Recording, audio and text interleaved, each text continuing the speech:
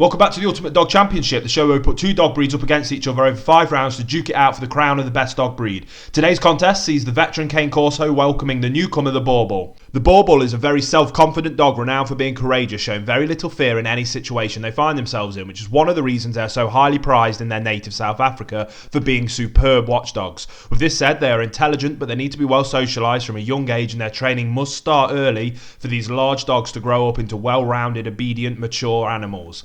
Well-bred Boerboels should be trustworthy, reliable and manageable, but what really sets the breed apart from others is the way they go about protecting their families and property, which is a task that they take very seriously. They're not the best choice for first-time owners, not only because of their massive size, but because they need to be trained and handled by people who are familiar with the needs of this size of dog. In the right hands, with the right socialisation training, the Boerboel makes for a nice, albeit large dog to share a home with.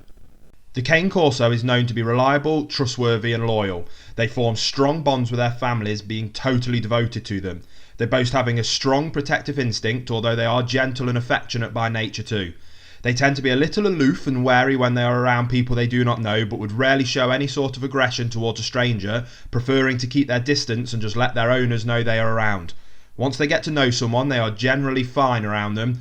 And it is worth noting that a Cane Corso matures slowly and never really reach full maturity until they are around 4 years old.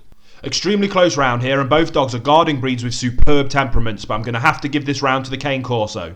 The Boerboel is an intelligent dog, however they boast having a very strong guarding instinct, which is something that needs to be gently curbed when these large dogs are still young.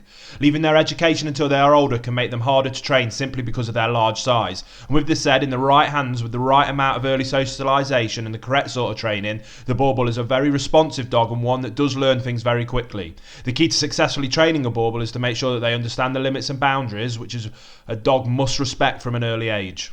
The Cane Corso is very intelligent and they like nothing better than to please their owners. As such, in the right hands and with the correct amount of socialisation, they are easy to train and easy to handle.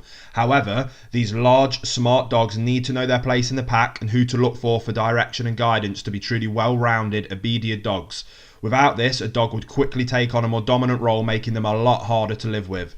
Super tough around here, and both dogs need owners that are capable of managing such large breeds, but if I was buying one for obedience, I would go with the Boerboel, as Cane Corsos take so long to fully mature, making this 1-1. The average life expectancy of a Boerboel is 12 years, and the conditions that seem to affect the breed most include the following: hip and elbow dysplasia, vaginal hyperplasia, and all bitches should be tested, bloat and gastric torsion, wobbler's syndrome, weak immune system, and a variety of allergies.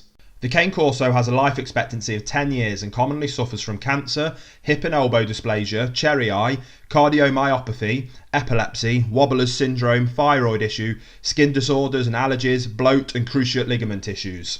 The Boerboel takes the lead here with a longer life expectancy and few health issues.